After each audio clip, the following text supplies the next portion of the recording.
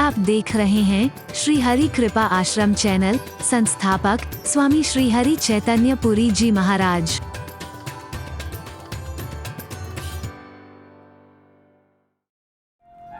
हमारे यहाँ परमात्मा श्री राम युद्ध की संभावनाएं पूरी तरह से होते हुए भी अंगद को शांति दूत बना करके भेजते, टालने की कोशिश है। आवश्यकता पड़ी है तो राम ने भी युद्ध किया है, कृष्ण ने भी युद्ध किया है, गुरु गोविंद सिंह ने भी युद्ध किया है, बड़े बड़े महापुरुषों ने भी युद्ध किया है, बड़े बड़े अवतारों ने भी युद्ध किया है।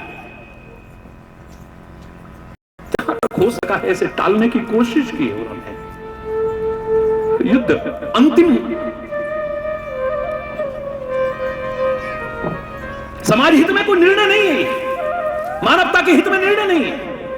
और मैंने उनसे कहा, मैंने कहा ये मत सोचिए कि हम कायर हैं, कोई हमारी इन बातों को ये ना सोच ले कि हम डरपोक हैं, इसलिए युद्ध शांति की बात कर रहे हैं, इसलिए संग्राम चलने की बात कर रहे हैं।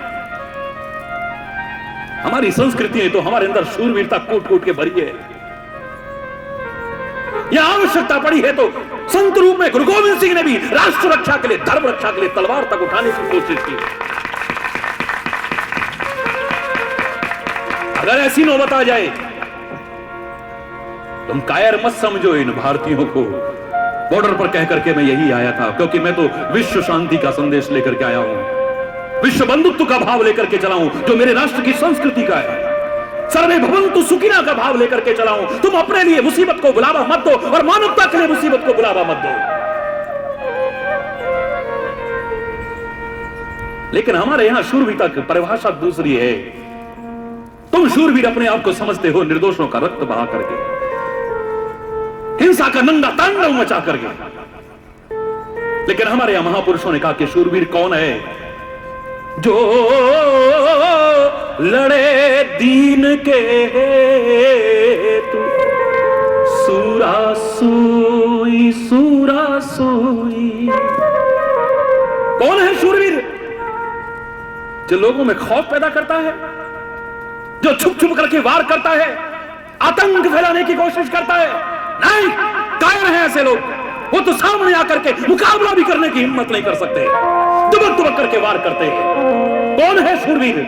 जो हिंसा का तांडव मचाने के लिए नहीं, खौफ पैदा करने के लिए नहीं, आतंक पैदा करने के लिए नहीं, जो लड़े दीन के हित, जो दीन के लिए लड़ता है, दीनों के लिए लड़ता है, धर्म के लिए लड़ता है, राष्ट्र के लिए लड़ता है, मानवता की रक्षा के लिए लड़ता है, उसको शूरवीर कहते हैं। हिंसा का तांडव मचाने वाले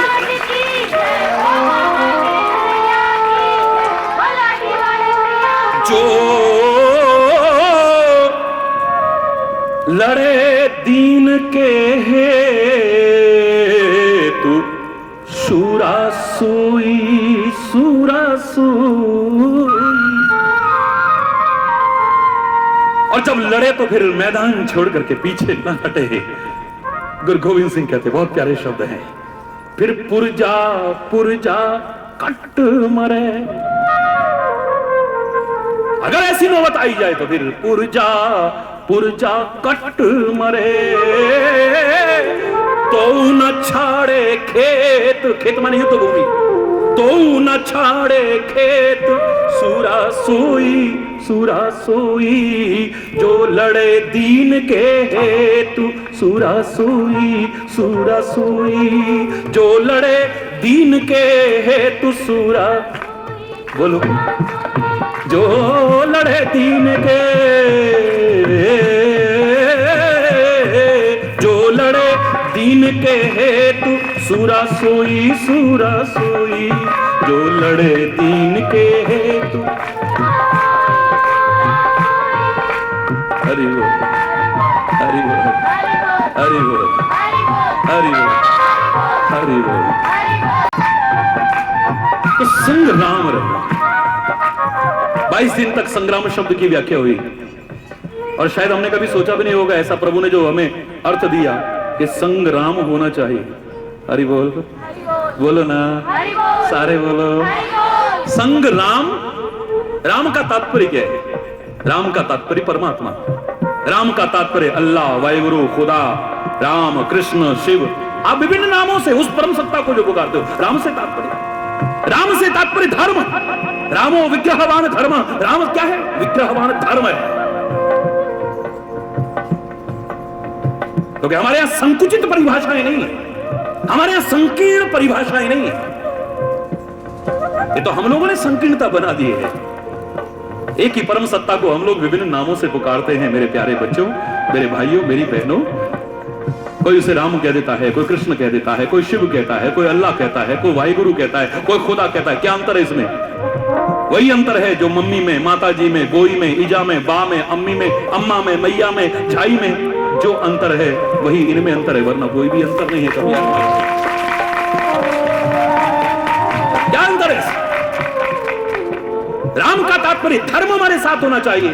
राम का तात्पर्य ज्ञान हमारा। संग्राम के अंदर भी अगर ज्ञान को साथ रखने का संदेश ना होता तो कृष्ण गीता का संदेश क्यों देते युद्ध भूमि में? अरे यहां कॉलेज के प्रांगण में मंडप बना करके तो प्रवचन करने कोई भी आ जाएगा। हरि चैतन्य भी आ गया, कोई बड़ी बात है यार। हरि बोल।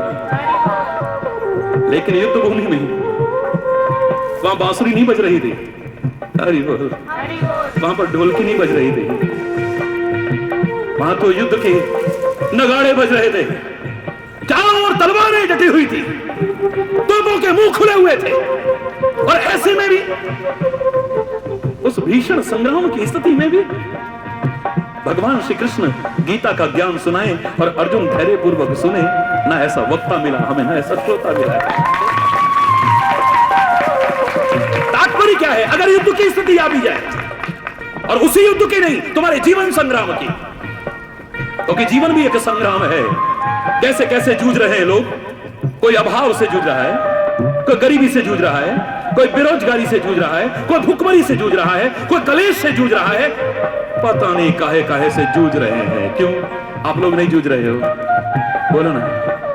कितनों का ये जीवन ही संग्राम बन चुका है, और जिनका नहीं बना है उनके अंदर में संग्राम चलता है।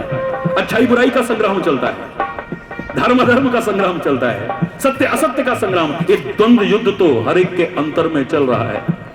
अगर इस संग्राम में, जीवन संग्राम में, उस संग्राम में पराजय का मुंह नहीं देखना चाहते हो तो संग्राम, संग धर्म, संग परमात्मा, संग ज्ञान को रखो, संग विवेक को रखो। विजय ही विजय। धर्म को कभी अपने से दूर मत करिए, और धर्म के वास्तविक मर्म को समझने की कोशिश। हम लोग फालतू बातों में उलझे रहते क्योंकि हमने धीरे धीरे धीरे धीरे धर्म को बांटना शुरू कर दिया है। धर्म एक है। हरि बोल। धर्म अलग अलग नहीं है, पंथ अलग है, मत अलग है, संप्रदाय अलग है, धर्म अलग अलग नहीं है। हरि बोल। और वहीं से उलझन शुरू हुई। हमने उसके साथ कोई शब्द जोड़ दिया है, हिंदू धर्म। हरि बोल। जोर से बोलो। मुसलमान धर्म। हरि बोल। सिख धर्म। जोर से बोलो ना। जैन धर्म, बौद्ध धर्म, कितने धर्म हो गए? ईसाई धर्म।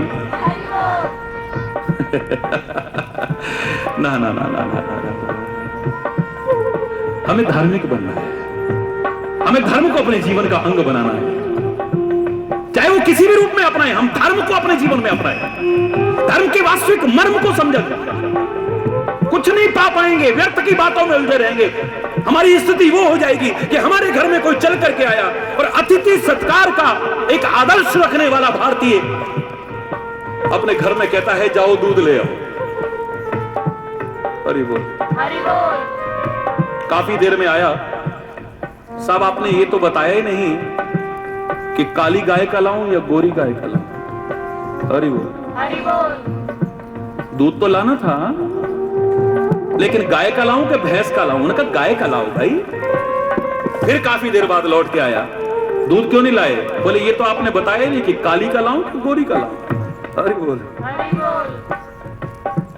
उन्होंने कहा भाई काली गाय का ले आओ। अब काली गाय का दूध लेने के लिए गया, लेकिन फिर बहुत देर बाद लौट के आया। बोले दूध ले आए भैया? बोले आपने ये तो बताया नहीं कि ठंडा लाऊं कि गर्म लाऊं। अरे बोल। दूध को नहीं पा पाते, व्यर्थ की बातों में ही उलझे रहते हैं। यही हमारी धार्मिकता की स्थिति बन चुकी है, और कुछ भी नहीं। व्यर्थ की बातों में उलझे हुए, धर्म के वास्तविक तथ्य को हम समझ ही नहीं पा रहे, और ऊपर से इतने ढोंग, इतने पाखंड, इतने आडंबर।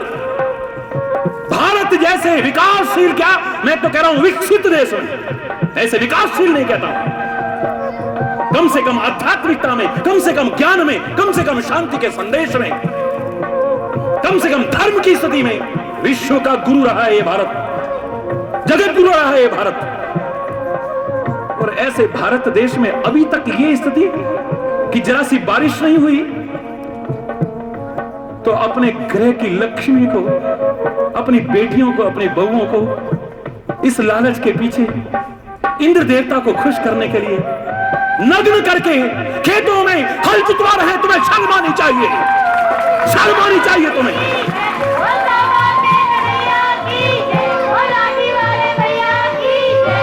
डूब मरना चाहिए।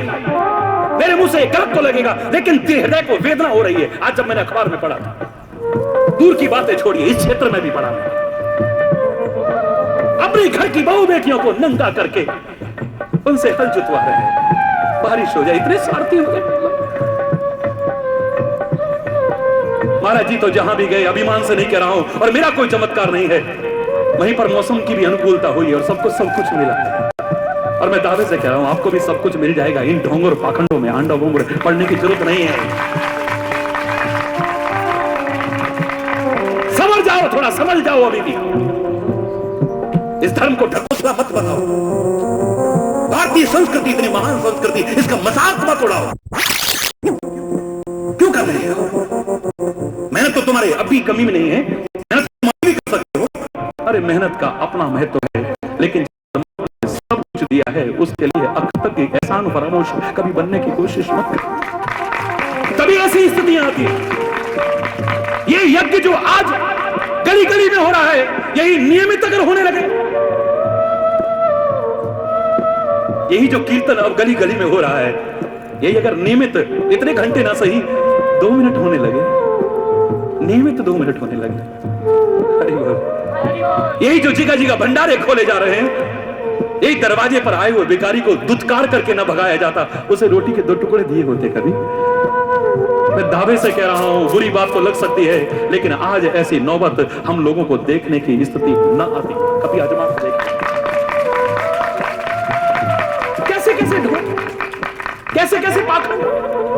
तुम ऐसा कर लो तो ऐसा हो जाएगा, ऐसा कर लो तो ऐसा हो जाएगा, ऐसा कर लो तो ऐसा हो जाएगा। उसके बाद भी जब नहीं हुआ 4 महीने से, क्या तुम्हें अभी भी समझ नहीं आई कि इन ढोंग पाखंडों में पड़ने की कोई आवश्यकता नहीं है? एक है ना, उसे सच्चे हृदय से पुकार करके देखो, एक बार पुकार करके देखो। इसमें 1 रुपया खर्च नहीं होगा, आपका 1 पैसा खर्च नहीं होगा। मैं चैलेंज करके कह रहा हूं, अब मेरे साथ पुकारिएगा, हरि चैतन्य प्रवचन करना बंद कर देगा। अगर तुम सच्चे हृदय से पुकारो, और जो पुकारो तुम सच्चे हृदय से, वो तुम्हें न मिल जाए तो मुझसे कहिए।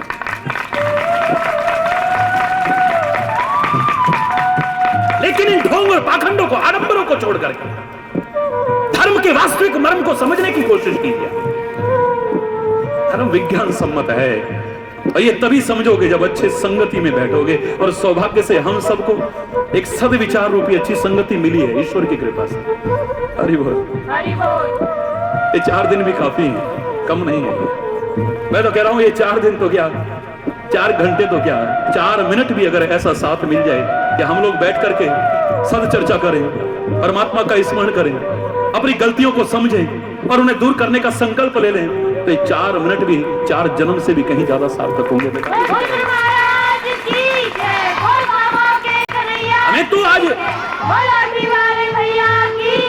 हमें तो 4 दिन मिले हैं ईश्वर की कृपा से, और देश भर से लोग यहाँ आएंगे और लाभ उठाएंगे। हरि बोल, जोर से, और जोर से, और जोर से, और जोर से।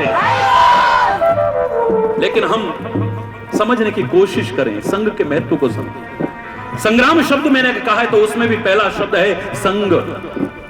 पहला क्या है? ये संग का ही असर है। अच्छा संग करोगे, अच्छी मति आएगी, अच्छे कर्म करने लगोगे, अच्छे विचार करने लगोगे, अच्छा चिंतन करने लगोगे, अच्छी तरफ चलने लगोगे। और बुरा संग कर लोगे तो हरि बोल, फिर तो हरि बोलिए। संग का बड़ा प्रभाव है, मैंने हमेशा कहा है। अच्छे से अच्छा व्यक्ति भी गलत संग करके दुर्गति का पात्र बन जाता है, और बुरा से बुरा व्यक्ति भी अच्छा संग करके कहां से कहां पहुंच जाता है। प्रत्यक्ष उदाहरण देखें हम। आपके तो क्या मेरे गले में भी कोई धागा डालने लगे तो मुझे अच्छा नहीं लगेगा। हरि बोल। हरि बोल। वैसे मैं तो सब स्वीकार करता हूं, तुम कांटे भी दोगे उन्हें भी स्वीकार करूंगा। एक उदाहरण बता रहा हूं, मैं तो भक्तों के प्यार के दिए हुए कांटे भी स्वीकार करने को तैयार हूं, खाली फूल ही नहीं।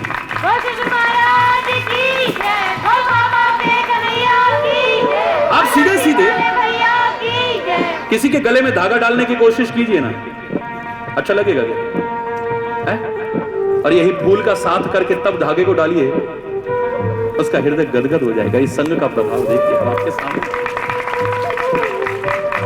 इसी को फूलों का साथ करके किसी के गले में डालिए ना,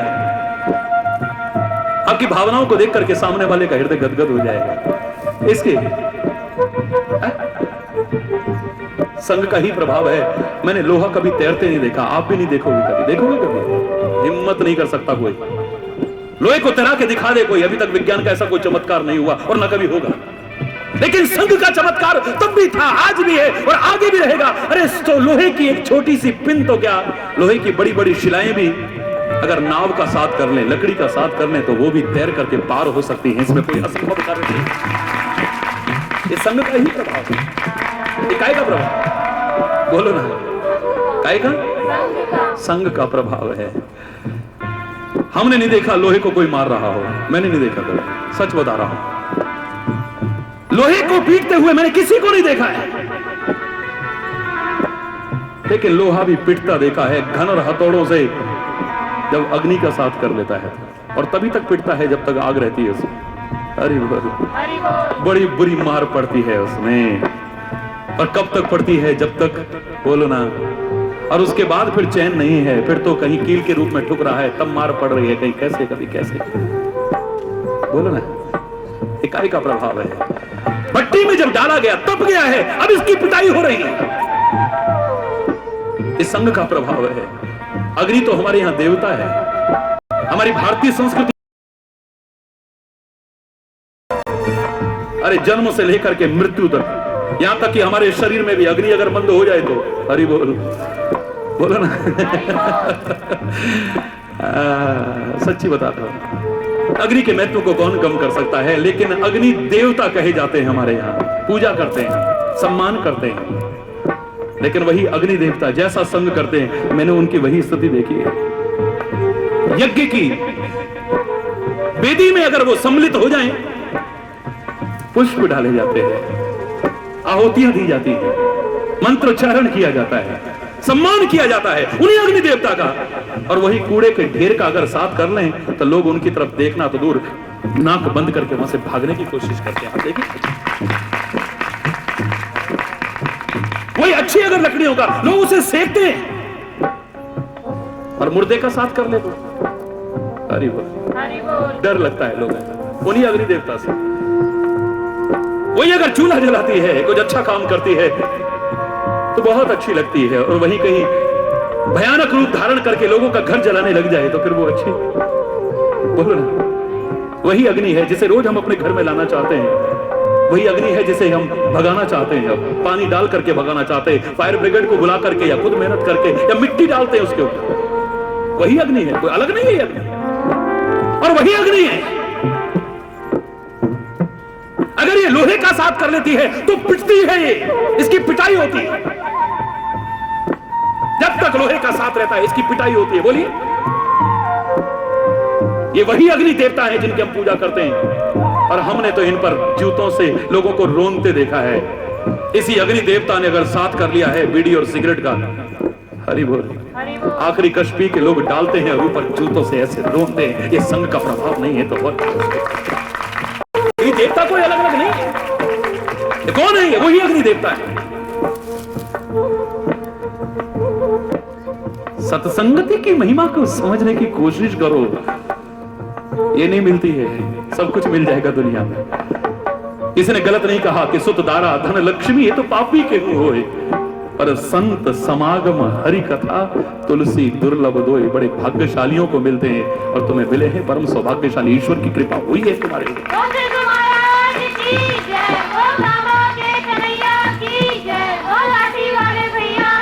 ये सौभाग्यशाली क्षण, बाकी सब कुछ आप हासिल कर सकते हैं, मैंने तो यहां तक कहा था कि न चलें आप धर्म के मार्ग पर, न चलें आप न्याय के मार्ग पर, न चलें आप सत्य के मार्ग पर, न चलें भक्ति के मार्ग पर, न चलें चरित्र के मार्ग पर, सदाचार के मार्ग पर, तो भी आप धन भी हासिल कर सकते हो, मान सम्मान भी हासिल कर सकते हो, पद भी हासिल कर सकते हो, परिवार भी हासिल कर सकते हो। चोरों के पास इन साधनों की कमी नहीं है, तस्करों के पास इन साधनों की कमी नहीं है, वैश्याओं के पास इन साधनों की कमी नहीं है। नीच से नीच, घृणित से घृणित कर्म करने वाले भी ये सब चीजें तो हासिल कर सकते हैं, पर ये सौभाग्यशाली क्षण हर कोई हासिल नहीं कर सकता है, नहीं कर सकता है। मैं दावे से कह रहा हूं, बड़ी परमात्मा की जब असीम कृपा होती है, हमें कई बार लगता ही नहीं, हम वहां पहुंच करके भी कहते हैं क्या भगवान हम पर कभी कृपा करेंगे?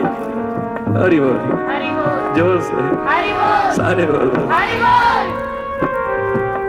मेरे को तो रामायण का वो प्रसंग याद आता है, सुंदरकांड का, कि हनुमान जैसा भक्त, हनुमान जैसा संत पहुंचा है लंका में और सौभाग्य से विभीषण के साथ मुलाकात की है। और जो दो भक्त मिलते हैं तो भक्ति की चर्चा होती है। दो फिल्मों के शौकीन मिले और फिल्म की चर्चा ना हो, ऐसा कैसे हो सकता है? दो क्रिकेट के प्रेमी मिले और क्रिकेट की चर्चा ना हो, ये कैसे हो सकता है?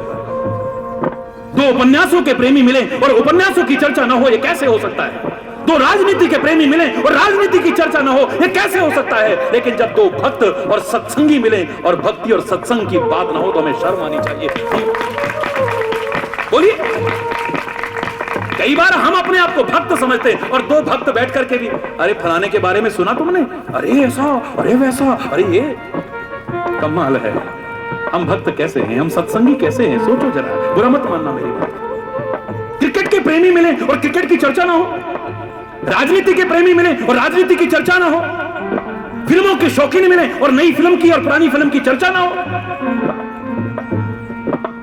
उपन्यास के प्रेमी मिले, उपन्यास की चर्चा ना हो, ये कैसे हो सकता है? और दो भक्त मिले और भक्ति की चर्चा ना हो तो इससे बड़ी शर्म की फिर क्या बात है? बोलिए, सोचिए। दो सत्संगी मिले और सत चर्चा ना हो करके असत चर्चा यदि होने लगे, अच्छी बात तो नहीं है। ये पैमाना है, बता देगा कि हम भक्त हैं, सत्संगी हैं या क्या है।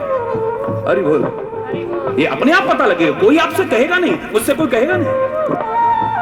जब मैं जैसे माहौल में रहूं मुझे पता लग जाएगा कि लोग मुझे क्या समझते हैं, मेरा मन मुझे क्या समझता है, लेकिन वास्तव में हूं क्या। अगर अंतर आत्मा की आवाज को सुनूंगा, इन घटनाओं का विश्लेषण करने की कोशिश करूंगा, मुझे पता चल जाएगा। देखिए, लेकिन हनुमान और विभीषण मिले, इतनी प्यारी चर्चाएं चलने लगी उनकी, तो प्रभु चर्चा चलने लगी। हरि बोल, हरि बोल, जोर से बोलो, हरि बोल। और इतने विभोर हो गए हैं दोनों, विभीषण उत्सुक हो गया है कि अब प्रभु की कृपा मेरे पर कब होगी, क्योंकि कृपा से बढ़कर के कोई चीज नहीं है। परमात्मा की कृपा हो जाए तो संसार में सब कुछ हो जाएगा, इतना याद रखना। हमें जो मांगना चाहिए वो हम मांगते नहीं, हालांकि प्रभु से ही मांगो, दुनिया से तो मांगना भी मत करो। हरि बोल, हरि बोल। दुनिया से मत मांगो, मांगना है तो परमात्मा से मांगो, सदगुरु से मांगो, संतों के दरबार से मांगो। और वहां से तुम मांगोगे तो तुम भिखारी भी नहीं कहलाओगे। संत, गुरु और परमात्मा के दर पर मांगने वाले को भिखारी कहते हैं, लेकिन इनके दर पर कोई मांगेगा भी तो उसे भिखारी। मैंने कहा था भिखारी कैसे हो जाओगे, माना कि मांगने वाले को भिखारी कहते हैं, पर माँ बाप से बच्चा मांगे तो हरि बोल, भिखारी कहोगे क्या? भाई से भाई मांगे तो भिखारी कहोगे क्या? एक मित्र मित्र से मांगे तो भिखारी कहोगे क्या? पति पत्नी एक दूसरे से मांगे तो बोलो ना, भिखारी नहीं होंगे ना, पक्की बात है। तो तुमेव माता से पिता, तुमेव बंधुस्थ सखा, तुमेव विद्या द्रविणम, तुमेव सर्वम मम देव देव कहने वालों, अगर तुम उससे मांग भी लोगे तो भिखारी कैसे हो जाओगे? कभी नहीं हो सकते। वो सब कुछ है तुम्हारा, उससे नहीं मांगे तो किससे मांगे? लेकिन मांगना आना चाहिए, मांगना है कुछ ऐसा। परमात्मा के दर पर, गुरु के दर पर, संत के दर पर मांग ऐसी होनी चाहिए कि तुम याचक अयाचक बन जाओ, तब तो मजा है। तुम्हारा मांगना खत्म हो जाए, तुम्हारा सौभाग्य अटल हो जाए। मांग किसको कहते हैं? सुहाग को भी कहते हैं लोग। अरे ऐसा मांगो, ये मांग अर्थात सौभाग्य तुम्हारा हमेशा के लिए अटल हो जाए, कभी दुर्भाग्य का सामना तुम न करना। मांगना है तो कुछ ऐसा मांगो। महाराज जी आपसे अगर भगवान जी कहें कि कुछ मांगो,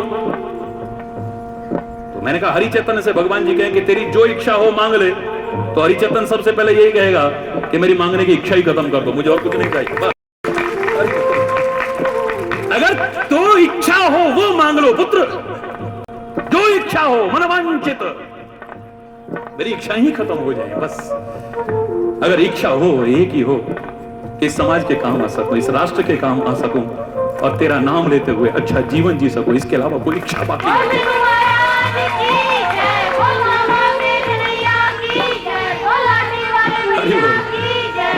विचार कीजिए आप, मांगने में कोई बुराई नहीं है, उससे मांगो तुम ना। कौन कहता है मत मांगो? और कहां जाएंगे हम? दुनिया के सामने हमें अपना दुख दर्द कहना भी नहीं है, कब भी नहीं कहना है। अपने हृदय की व्यथा को कभी इनके सामने प्रकट भी नहीं करना है, मत करना कभी। अगर विचारशील हो, कभी दुनिया के सामने अपना दुख मत रोना। दुख हो तो सुख हो तो इनके सामने रो करके तुम्हें कुछ नहीं मिलेगा। आपको बुरा तो लगेगा, लेकिन ध्यान से सुनना इसे। एक संत ने तो कहा ही था, रही मन निज मन की व्यथा,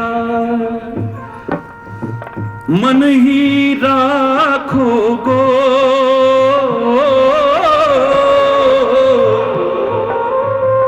रही मन निज मन की व्यथा, मन ही राखो गो, सुन हंस दई है लोग सब, बांट सके ना को, बांट सके ना। ये रो करके सुनेंगे, हंस के मजाक उड़ाएंगे, फिर ये हमारा दुख कोई बांट थोड़ी ना लेंगे। बेकार इनके सामने कह करके अपने आप को उपहास का पात्र कभी बनाने की कोशिश करते हैं। और मैं दुनिया की बात नहीं करता, मैं तो अपने अनुभव की बात कर रहा हूं आपसे। और ऐसा अनुभव जो मात्र मेरा नहीं है, सभी महापुरुषों का है, सभी विचारशीलों का है। वो अनुभव मैंने अपनी घटना सुनाई थी। एक बार प्रभु याद में कॉलेज में जब पढ़ा करता था, खाली पीरियड था हमारा, और मैं बैठा बैठा, पता नहीं प्रभु की बड़ी कृपा हुई। कृपा होती है तो ये क्षण आते हैं कि सारा शरीर रोमांचित है, आंखों से आंसू बरस रहे हैं। सारे बच्चे बाहर गए हुए थे, किसी ने अंदर आके मुझे रोते हुए देखा। क्यों रो रहे हो भाई?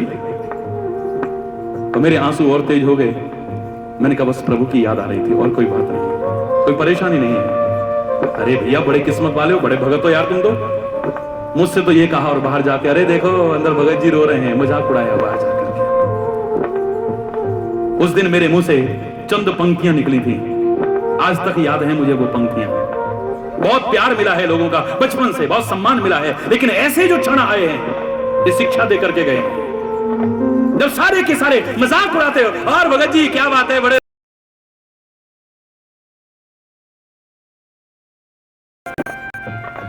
चंद पंक्तियां निकली थी, सुन लेना जरा। मूक रहना, बोलना मत हर किसी के सामने, अपनी हृदय निधि खोलना मत हर किसी के सामने, आंख से मोती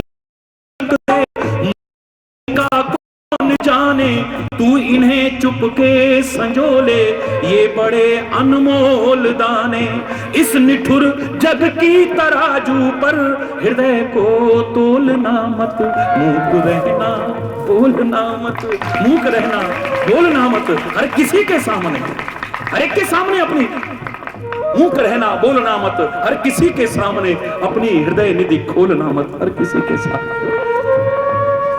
सुख होगा तो तुमसे ईर्ष्या करने वाले पैदा हो जाएंगे। हरि बोल। क्योंकि लोग खुश नहीं होते हैं, सामने सामने खुश होते हैं। ये तो सागर जैसा विशाल हृदय कोई कोई होता है जो किसी को बढ़ते देख करके खुश होता है। हमने सागर को कभी उछाल मारते नहीं देखा है, किनारे पर मारता है, पर बीच में तो शांत रहता है, धीर रहता है, गंभीर रहता है वो सागर। हरि बोल। उसको उछलते देखा है हमने, लेकिन हमेशा नहीं, पूर्णिमा के आसपास उछलते देखा है। न कभी देखा हो तो सागर के पास कभी जाकर के देखिए, पूर्णिमा के आसपास जैसे जैसे चंद्रमा की कलाएं बढ़ती हैं, सागर में उछाल आने लगती है। मुझे लगता है किसी को बढ़ते देख करके खुश होने वाला ऐसा विशाल सागर ही हो सकता है, दूसरा नहीं हो सकता।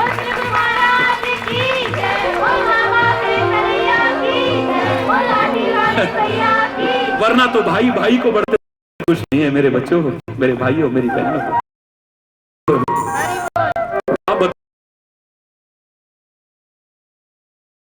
पहले कहा था इसी बात को, समाज की इस स्थिति को, कि आज व्यक्ति अपने अभाव से इतना दुखी नहीं जितना किसी के बढ़ते हुए प्रभाव को देख करके दुखी है। ये क्यों बढ़ रहा है, ये तरक्की क्यों कर रहा है, ये आगे क्यों बढ़ रहा है, उसके दुख का एक कारण ये है। किसी ने पूछा भैया आप दुखी क्यों हैं? बोले आप सुखी हो इसलिए। अरे तो काय को सुखी? मेरे अनेक दुखों में एक दुख का कारण ये बन गया है। अरे हकीकत बता रहा हूं आपको, समाज की स्थिति आप ज्यादा जानते हैं इसे। तो क्यों रोए हम इनके सामने? अपना सुख भी खुश होकर के जाकर के, बड़ी खुशी में जाकर के रो लिए, हमारी ये तरक्की हो गई, हमारे ये ईर्ष्या करेंगे हमसे, ये खुश नहीं होंगे। हरि बोल। नहीं होता ऐसा? बोलो ना, सच्ची बताओ, होता है ना? ऐसे सागर जैसे विशाल हृदय वाले बहुत कम लोग होंगे जो आपको बढ़ते देख करके खुश हो जाएंगे। उस समय ध्यान से उनके चेहरे को देखिएगा जरा, जब आप अपनी खुशी बताते हो, अपनी तरक्की बताते हो, अपने साथियों को कभी बता के देखिए, अपने संबंधियों को बता के देखिए, जरा सगे भाई को भी बता के देखिएगा। हरि बोल। अरे और बड़ी बड़ी बातों की तो, बड़ी बड़ी खुशखबरियों की तो बात छोड़िए। मेरे घर में लाइट नहीं आ रही, सबसे पहले देखता हूं पड़ोस में आ रही नहीं आ रही। अरे बोल। मैं परेशान तब होता हूं जब पड़ोस में लाइट होती है। अगर सारे बोले अरे कोई बात नहीं यार आ जाएगी, सब जगह नहीं आ रही है, पर यार वहां आ रही है, हमारे यहां नहीं आ रही, ये मेरा सबसे बड़ा दुख का कारण है। बोलिए, मेरे को दुख होता है, मैं परेशान हो जाता हूं, यार उसकी आ रही है, हमारी क्यों नहीं आ रही? ये बड़ी एक स्थिति है हमारी, ये हमारा चिंतन है, ये हमारी मनस्थिति है। कोई खुश नहीं होता है किसी को बढ़ते देख करके। कोई से तात्पर्य एक्सेप्शंस आर ऑलवेज देयर, अपवाद हर जगह होते, उन्हें छोड़ दीजिए। और कोई दुख को देख करके भी आपका रो करके दुख सुनेगा, लेकिन उसके बाद में हंस करके उड़ाएगा। इसलिए क्यों कहना है इनसे? कहना है तो उससे कहना, या उसके जो निज जन हैं उन संतों से, गुरुओं से कहना, वहां से तो उस दुख की निवृत्ति का उपाय भी मिलेगा और उनकी कृपा भी मिलेगी। वो हमें अपने हृदय से लगा लेंगे, उनका प्यार मिलेगा, उनका वात्सल्य मिलेगा, कम से कम वो हमारा मजाक तो नहीं उड़ाएंगे उनके सामने नहीं। तो मैं संघ की बात कर रहा था, संघ जैसा करा वैसा फल मिल रहा है। बड़े बड़े महापुरुषों को उठा के देखा हमने, संघ का प्रभाव है। संघ से कहां पहुंच गए। ये संघ ही हमें तार भी सकता है, ये संघ हमें मार भी सकता है, संघ हमें उबार भी सकता है, संघ हमें डुबो भी सकता है। ये संघ का ही प्रभाव है। इतिहास उठा के देख लीजिए, वर्तमान में देख लीजिए, आगे देखिएगा, ये संघ का प्रभाव आपको हर जगह पर देखने को मिल जाएगा। इसके महत्व को कोई नकार नहीं सकता है। वाल्मीकि नारद गट जोनी, निज निज मुखन कही निज होनी। तो संग मिला हनुमान को और विभीषण को, अच्छा संग मिल गया है। प्रभु चर्चा चलने लगी और इतना आनंद आया, कहने लगा कि क्या प्रभु मेरे पर कभी कृपा करेंगे? हनुमान को बड़ा दुख हुआ। आप बताओ, आप चाहते हो कि नहीं भगवान आप पर कृपा करें? बोलो ना, जो जो चाहते हैं हाथ उठाओ। मैं दावे से कह रहा हूं आप पर भगवान की कृपा होगी, मैं पक्का कह रहा हूं। बहुत अच्छा, बहुत सुंदर। आप सब चाहते हैं, क्योंकि कृपा से बढ़कर के कोई चीज भी नहीं है। दुनिया का कोई कार्य ऐसा नहीं है जो उसकी कृपा हो जाए तो ना हो सके। असंभव को भी संभव बना सकती है, कठिन को भी सरल बना सकती है, तो उसकी कृपा बना सकती है, और साथ में अपनी मेहनत, वरना और कोई चीज नहीं बना पाएगी।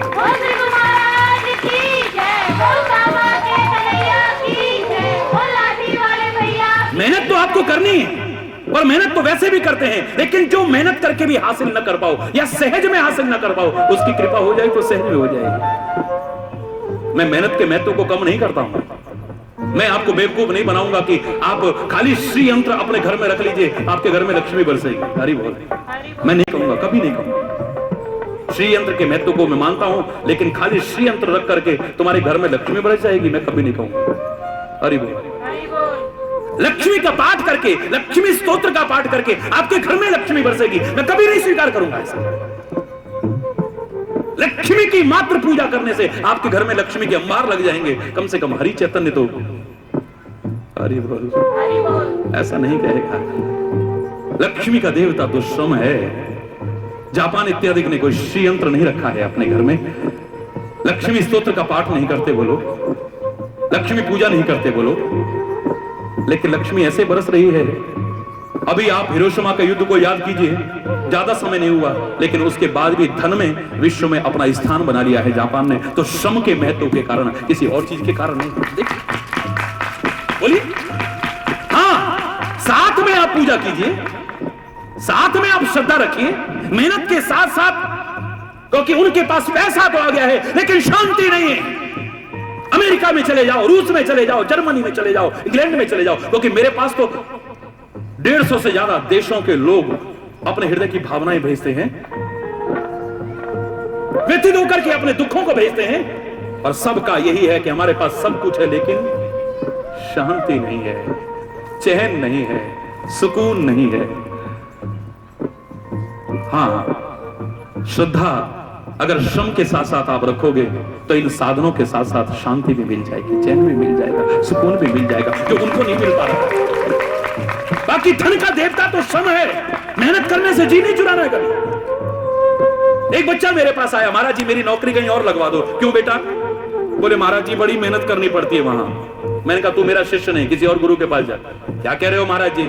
अरे मैंने कहा तुम्हारे महाराज जी कोई स्वार्थ नहीं रखते। फिर 24 में से 22 घंटे तक लोग जानते हैं, ईश्वर की कृपा से, अभिमान से नहीं कह रहा हूं, क्षमा चाहूंगा। सुबह 3:30 बजे उठने के बाद रात्रि को 1 बजे तक जो आप मेहनत देख रहे हैं, जो हरि चैतन्य खुद इतनी मेहनत ईश्वर की कृपा से करे, तुम्हें मेहनत से जी चुराने की शिक्षा तो कभी नहीं दे सकता। आप गलत जगह पर आ गए। हाँ, मेहनत करके भी बहुत से लोग, मेहनत करके भी बहुत से लोग वो हासिल नहीं कर पा रहे जो करना चाहिए, जो करना चाहते हैं। तो साथ में उसकी कृपा चाहो, बस उसका स्मरण साथ ले लो, उसके प्रति श्रद्धा रख लो, साथ में आस्था रखो। देखो फिर जो आपको इतनी मेहनत करके नहीं मिल पा रहा था, सहज में नहीं मिल पा रहा, अब सहज में मिल जाएगा, क्योंकि उसकी कृपा इतनी महान चीज है। इसके महत्व को सबने स्वीकार किया है। मूकम करोति वाचालम पंगुम लंघयति गिरिम यत् कृपा तमहं वंदे परमानंद माधवम। मूकम करोति वाचालम, जो गूंगे को भी बहुत बोलने वाला बना सकते हैं। हरि बोल।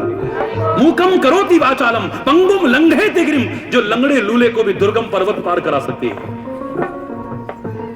यहां पर कहने का तात्पर्य या गूंगा, बहरा, लंगड़ा, ये कहने की आवश्यकता नहीं है, किसी के लिए ऐसे शब्दों का इस्तेमाल करने की आवश्यकता नहीं है। यहां पर कहने का भाव क्या है कि असंभव भी संभव बन सकता है, कठिन भी सरल बन सकता है, अगर उसकी कृपा हो जाए। उसकी कृपा को मेहनत के साथ साथ चाहो, अपने कर्म के साथ साथ चाहो, तो फिर देखो संसार में तुम क्या हासिल नहीं कर सकते, सब कुछ मिल जाएगा। जिसकी कृपा से कुछ भी संसार में असंभव नहीं।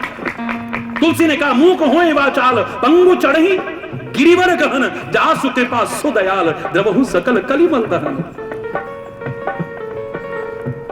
उन्हीं शब्दों को सूरदास अपने शब्दों में कहता है, कितने प्यारे शब्द हैं, सुनना जरा। चरण कमल बंदो हरि राई, चरण कमल बंदो हरि राई,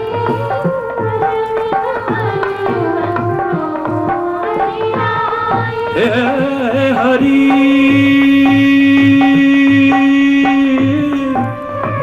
हरि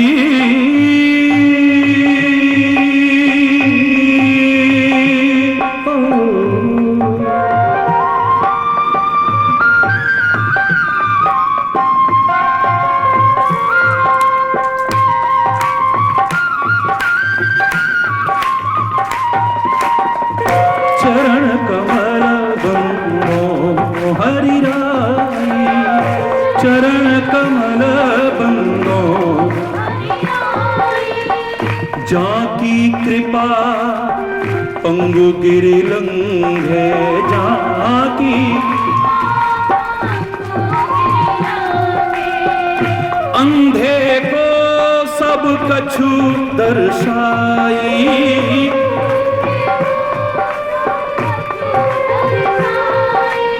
सूर कहता है सुनी सुनाई नहीं कह रहा हूं, मेरे सामने देखो ईश्वर की कृपा हो गई। तुम आंख वाले वो नहीं देख पा रहा जो बिना आंख के मैं सूरदास देख ले रहा हूं, ये उसकी कृपा नहीं है तो और क्या है, बोलिए ना। जो दृश्य आप नहीं देख पा रहे, जाकी कृपा पंगु गिरि लंघे, जाकी कृपा पंगु गिरि लंघे, अंधे को सब कछु दर्शाई, अंधे को चरण कमल बंदो हरिराई।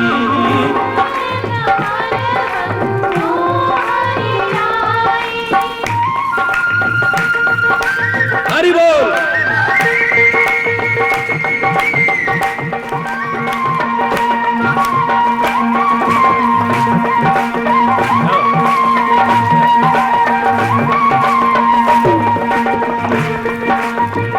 बहिरो सुने, बहिरो सुने मूक पुनि बोले,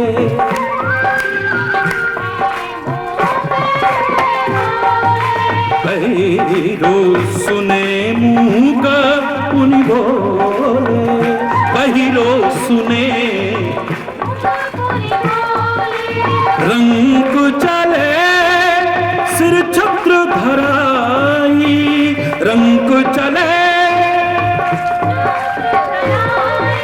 चरण कमल बंदो हरिराई।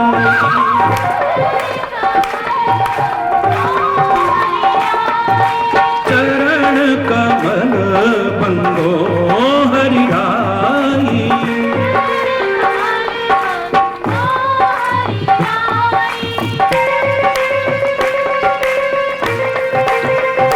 हरि बोल, हरि बोल।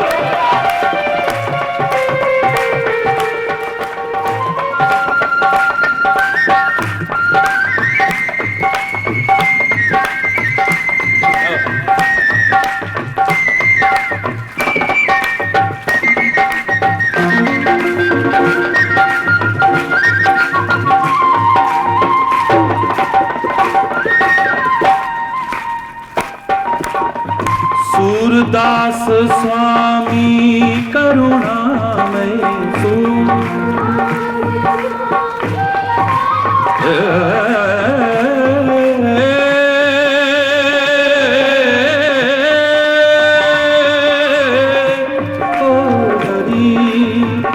सूरदास स्वामी करुणामय। सारे बोलिए। बार बार विनवो तेरी आही, बार बार चरण कमल बंदो हरिराई।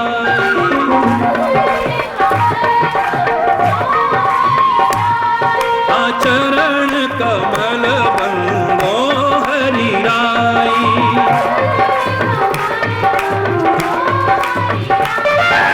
हरि बोल, हरि बोल, हरि हरि बोल, हरि बोल, हरि बोल, हरि बोल, हरि बोल,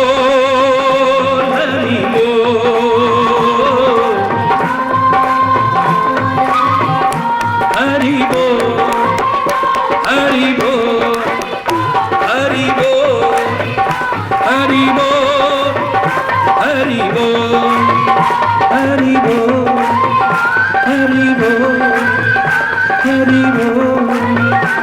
हरि बोल, हरि बोल, हरि बोल, हरि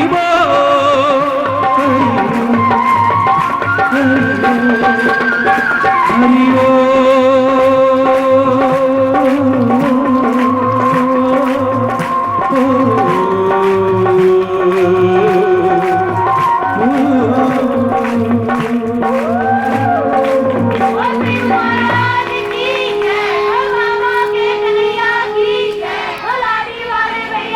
कृपा से क्या संभव नहीं है।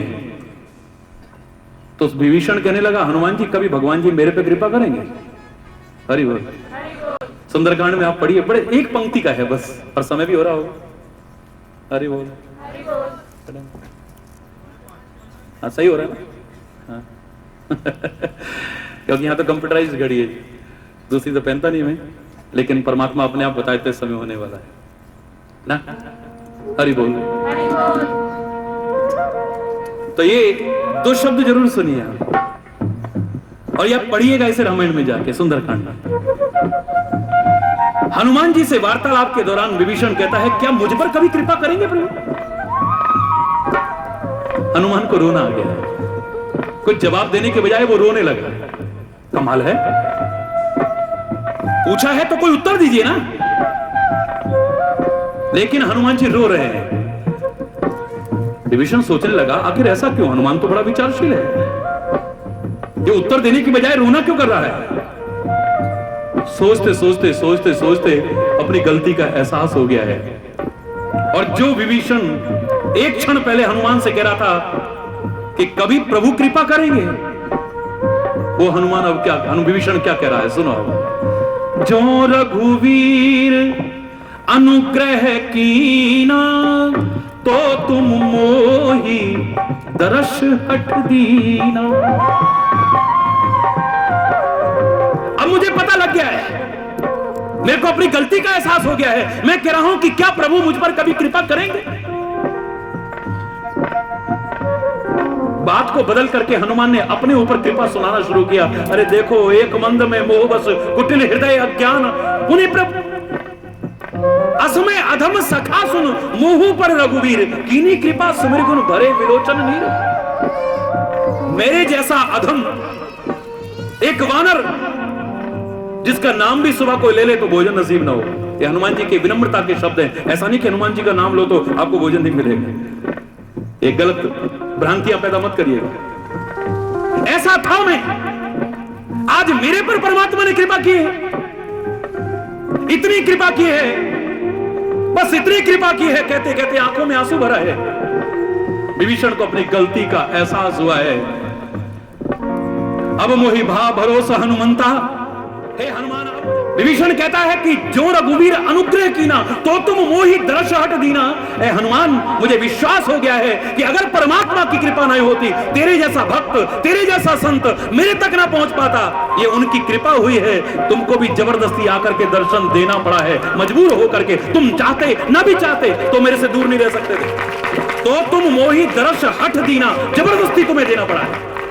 ये परमात्मा की कृपा तो मेरे पर, बोलो ना, या परमात्मा की कृपा का मार्ग खुल चुका है। अरे बोलो। इस कृपा को जो निरंतर बरस रही है, इसे अनुभव करना है, समेटना है अपने आप में। कैसे? बाकी कल आज गलत शब्द यदि कोई निकला हो तो उसके लिए क्षमा चाहता हुआ यहीं पर अपनी वाणी को विराम दूंगा। इस संग का बड़ा प्रभाव है। आज किसी बच्चे ने एक कागज लिख के यहां भेजा है और एक ही लाइन है उसमें, महाराज जी मेरा जीवन बड़ा गलत हो रहा है, मुझे लगता है कि मेरे जीवन की दुर्गति होगी, मेरे जीवन की सदगति कैसे हो जाए, इस पर जरूर चर्चा कीजिएगा। बहुत छोटी सी बात है और बड़ी महत्वपूर्ण बात है, इसलिए चलते चलते अपने उस भाई को मैं कम से कम दो शब्द जरूर कह दूं। अरे बोलो, आप लोग भी सीख लीजिए, जिससे हमारी कभी दुर्गति ना हो, हमारी सदगति हो, यहां भी और बोलो ना। हम तो पहले यहां की बात करते हैं जी। लोगों ने कहा महाराज जी वहां हमारी मुक्ति होगी कि नहीं होगी?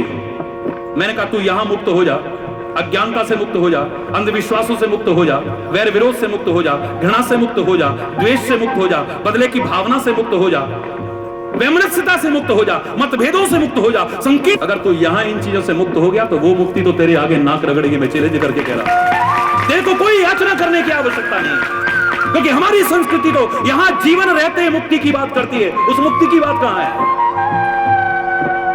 और कम से कम हरि चैतन्य आपको उस बात मुक्ति की चर्चा करेगा भी नहीं। जो करते होंगे, मैं नहीं करूंगा, क्योंकि यहां तो ऐसी बात चल रही है जहां मुक्ति को तो धिक्कारा जाता है। चाहे राष्ट्रभक्ति की चर्चा चले तो राष्ट्रभक्त क्या कहता है, मुझे नहीं चाहिए मुक्ति। ए भारत मां, अगर तू सुनती है मेरी पुकार को, तो मरते मरते भी उसने यही कहा है और कह रहा है और आगे भी कहेगा कि एक बार नहीं चाहे 1000 बार भी मुझे जन्म लेने पड़े और तेरे काम आ सकूं, मुझे जन्म लेने में कोई संकोच नहीं, मुझे मुक्ति नहीं चाहिए।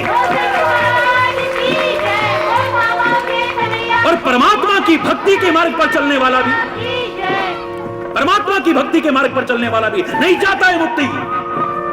अर्थ न धर्म न काम रुचि गति न चाहूं निर्वाण, निर्वाण कहते मोक्ष को, मुझे नहीं चाहिए। जन्म जन्म रति राम पद यह वरदान न आन, मुझे बार बार जन्म मिले।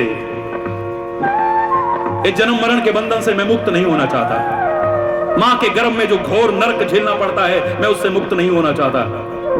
ऐ परमात्मा मुझे चाहे बार बार जन्म मिले, लेकिन ऐसा जन्म मिले जो मैं इस राष्ट्र के काम आ सकूं, मानवता के काम आ सकूं, धर्मानुसार जीवन जी सकूं, किसी पर भार न बन सकूं, अच्छा जीवन हो, सच्चरित्रवान जीवन हो, नैतिकता और मानवता से परिपूर्ण जीवन हो, आपकी भक्ति से परिपूर्ण जीवन हो। ऐसा जन्म तो एक बार तो क्या लाखों बार भी मुझे मिले, मैं स्वीकार करता हूं। मुझे नहीं चाहिए मुक्ति, नहीं चाहिए मुझे मुक्ति। भक्ति लुभावई मुक्ति निरादर, भक्ति लुभावई। ऐसे लोग तो भक्ति का मुक्ति का निरादर करते हैं। होगी मुक्ति, बात की बात किसने करी, हम तो यहां की बात करते हैं। यहां तो तुमने नरक जैसा वातावरण बनाया और वहां स्वर्ग की याचना करो, कभी नहीं मिलेगा। घर को तुम नरक बना के रखो, कला कलेश परिपूर्ण जीवन जियो, अशांति परिपूर्ण जीवन जियो, झगड़ा करते रहो, क्रोध में तमतमाते रहो, गंदे व्यसनों को जीवन में अपनाओ, वहां स्वर्ग की कामना। पहले यहां स्वर्ग बनाओ, घर को स्वर्ग जैसा बनाओ। जो नरक जैसा वातावरण बना देते हो, कटुता परिपूर्ण वातावरण बना देते हो, लड़ाई झगड़े पैदा करते हो, कला कलेश पैदा करते हो, अशांति पैदा करते हो, संबंधों की मधुरता को खत्म कर बैठते हो। पहले यहां स्वर्ग बनाओ। अगर यहां तुमने स्वर्ग बना लिया, उसके लिए कहना नहीं पड़ेगा, वो स्वर्ग तो तुम्हारा स्वागत करेगा। मैं दावे से कह रहा हूं, यहां हम नरक बनाए और उस स्वर्ग की बात करें हम। यहां अगर मेरा जीवन अच्छा है, मेरा आचरण अच्छा है, मेरा चरित्र अच्छा है, मेरा कर्म अच्छे हैं, मुझे चिंता करने की आवश्यकता नहीं कि पता नहीं नरकों में जाऊंगा या स्वर्ग में जाऊंगा। जो बच्चा अपनी पढ़ाई के प्रति कहीं ना कहीं लापरवाह है, उसी को डर होता है, पता नहीं पास होऊंगा कि फेल होऊंगा। अरे बोल, यहां पर बहुत बच्चे ऐसे हैं जिन्होंने कभी परवाह नहीं की। मैं जानता हूं। कहो बेटा कैसा चल रहा है? बोले महाराज जी आपकी कृपा है, बस मेहनत चल रही है और ईश्वर की कृपा से बस कुछ अच्छे अंक लाके दिखाने, पास तो हो ही जाऊंगा, लेकिन अब मुझे और मेहनत करनी है, कुछ अंक अच्छे ला करके दिखाने हैं। बहुत से ऐसे बच्चे पता नहीं फेल तो नहीं हो जाएंगे, महाराज जी हमें तो बड़ा डर लग रहा है, महाराज जी कृपा करना हमारे ऊपर, महाराज जी ऐसा करना हमारे ऊपर। कभी कहना नहीं पड़ेगा। अगर तुम अपने दायित्व का निर्वाह करो, प्रभु का नाम लेकर के, गुरु का नाम लेकर के, मैं दावे से कह रहा हूं, तुम्हें कभी भी आशंकित नहीं होना पड़ेगा, डरना नहीं पड़ेगा, किसी भी क्षेत्र में नहीं डरना। तुम्हारा जो दायित्व है उसका निर्वाह करो ठीक से। तुम वर्तमान को संभालो, भविष्य की चिंता करने की आवश्यकता नहीं। क्या है भविष्य? What is future? किसको कहते हैं भविष्य? ये भविष्य थोड़ी देर बाद वर्तमान बनने वाला है मेरे प्यारे बच्चों। मैंने एक बार कहा था कि जिसने वर्तमान को संवारा है उसका भूतकाल भी संवरा है, उसका भविष्य काल भी संवरा है। क्योंकि भूतकाल क्या है? यही वर्तमान थोड़ी देर में भूत बनने वाला है, यही प्रेजेंट ही थोड़ी देर में पास्ट बनने वाला है, और फ्यूचर भी थोड़ी देर में प्रेजेंट बनने वाला है, वर्तमान बनने वाला है। अगर वर्तमान के एक एक क्षण को मैं सुधारता चला जाऊं तो मेरा भूतकाल भी सुधरता जाएगा और भविष्य भी सुधरता जाएगा। कभी आजमा करके देखते हैं। वर्तमान ही बनना है, भूतकाल भी पहले वर्तमान था कभी, और भविष्य को भी वर्तमान बनना पड़ेगा। जब मैं वर्तमान संभाल रहा हूं तो भूत भविष्य की चिंता काहे करिए? इसलिए हमें सिखाया गया था, learn from past, think for future but live in present. अरे बोल, भूतकाल से प्रेरणा लो, हो चुकी गलतियों को सुधारो, भविष्य के लिए योजना चाहे बनाओ, लेकिन वर्तमान में जीना सीख लो। जिसने वर्तमान में जीना सीख लिया है उसका भूत और भविष्य तो अपने आप सुधर जाएगा। कभी आजमा करें। वर्तमान को खोते जाएं भूत और भविष्य के चिंतन में, हमसे महान मूर्ख और कोई नहीं होगा। कम से कम हम सबको ये मूर्खता न करें भाई। क्या करें महाराज जी, हमारा तो जीवन ऐसे ही बर्बाद हो गया। हे भगवान, अब तो हम कुछ कर ही नहीं पाए, ना भक्ति कर पाए, ना ये कर पाए, तो अब कर लेना, अब क्या बिगड़ा है? वर्तमान को हाय हाय करके क्यों नष्ट कर रहा है? मैंने एक बार कहा था, एक कहावत थी, don't cry on split milk. जो दूध गिर गया है इस पर मत चिल्लाओ, समझदार महिला वो नहीं है उबलते दूध को देख करके कहे अरे दूध उबल गया, अरे दूध उबल गया। मूर्ख है वो महिला। समझदार महिला वो है जो उबल गया सो उबल गया, जो बचा है उसे तो उतार ले, नहीं तो ये भी उबल जाएगा हाय हाय करते करते।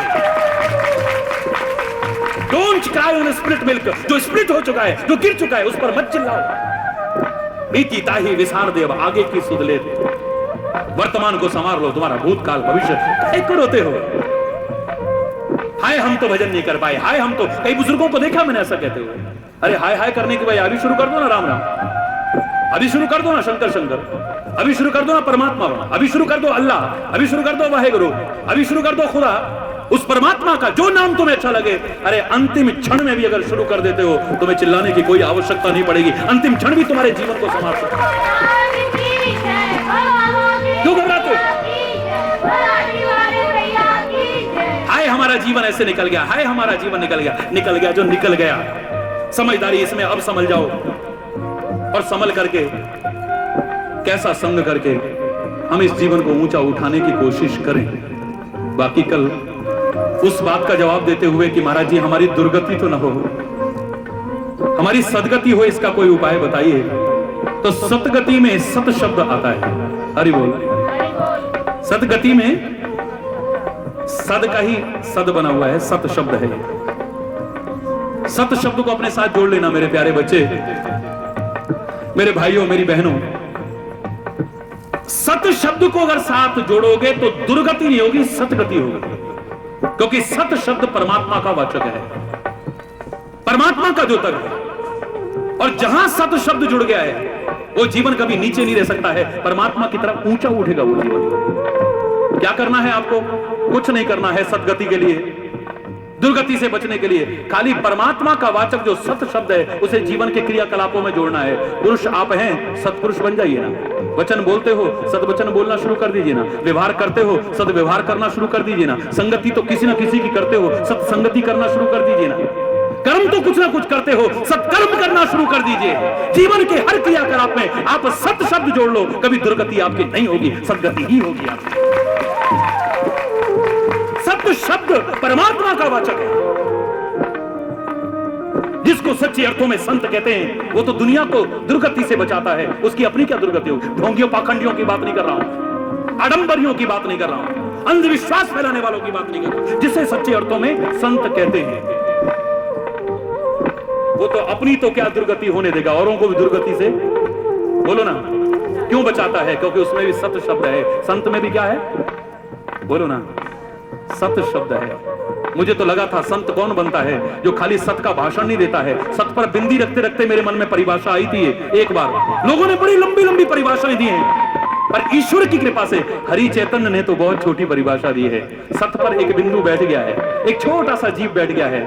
खाली भाषण नहीं देता सत के, खाली चर्चा नहीं करता है सत की, खाली व्याख्यान नहीं देता है, स्वयं भी सत्य पर आरूढ़ हो गया। एक छोटा सा बिंदु मात्र जीव भी, तो वो भी संत बन गया है। देखिए, सत्य के ऊपर बिंदी रखते रखते, सत्य के ऊपर एक बिंदु कतरा जीव भी बैठ गया है, बहुत छोटा सा, वो भी सत्य पर आरूढ़ हो गया है, सत्य पर विराजमान हो गया है, सत्य से ओतप्रोत अपने जीवन को कर लिया है, वो संत बन गया है। ऐसा संत अपनी तो दुर्गति को दूर करता ही है, औरों को भी दुर्गति से बचाता है। यही सत शब्द की महत्ता है। इस सत शब्द को, यहां पर भी सत्संग हो रहा है भाई, इसमें भी सत का संग कर लेना। खाली ये बोलना और सुनना ही ना रह जाए, इसका संग करना पड़ेगा। अरे वाह, सत्संग में गए थे, बोले क्या किया? बोले सुन के आए हम, सत्संग पूरा नहीं हुआ। जब तक सत का संग नहीं होगा तब तक सत्संग पूरा नहीं होगा। खाली सुनने से अगर हो जाती तो बात क्या? सत का संग करना पड़ेगा आपको, जीवन के हर क्रियाकलाप में इसे जोड़ना पड़ेगा। जो सत्य चर्चा यहां पर सुन रहे हैं, मुझे भी जोड़ना पड़ेगा, आपको भी जोड़ना पड़ेगा, अगर जीवन का आनंद चाहते हो तो।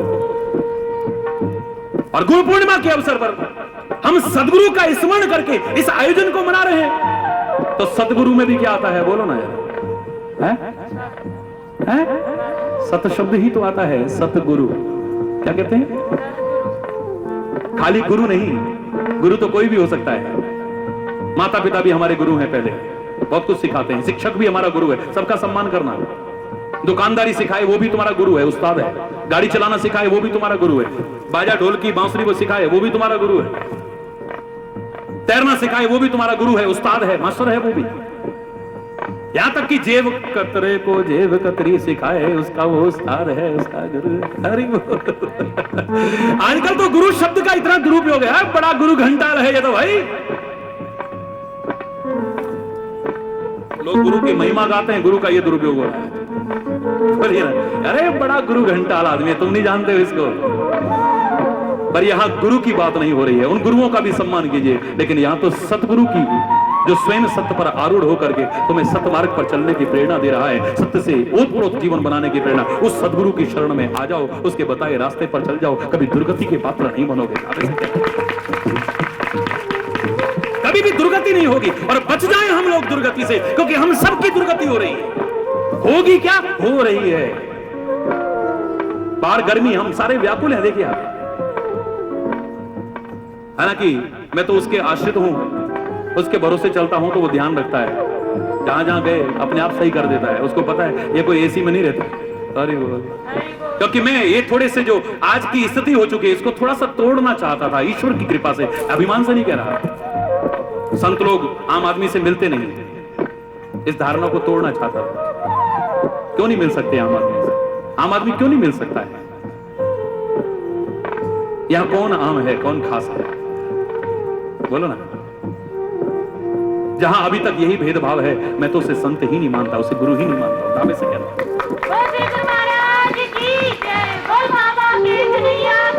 एक एक लाख आदमी की भीड़ में भी, एक एक लाख आदमी की भीड़ में भी कभी किसी को ये नहीं लगा होगा कि महाराज जी हमारे नहीं। अब यहां देखेंगे कितना विशाल जन समुदाय आएगा हर जगह से, लेकिन कोई बच्चा मेरा असंतुष्ट होकर के नहीं जाएगा। हमने अगर अपनी छवि को खराब किया है, हमें ही सुधारने की कोशिश करनी है। आज सबने अपनी छवि खराब की है और सबको प्रयासरत होना पड़ेगा। शिक्षक ने अपनी छवि खराब की है, ब्राह्मणों ने अपनी छवि को खराब किया है, गुरुओं ने अपनी छवि को खराब किया है।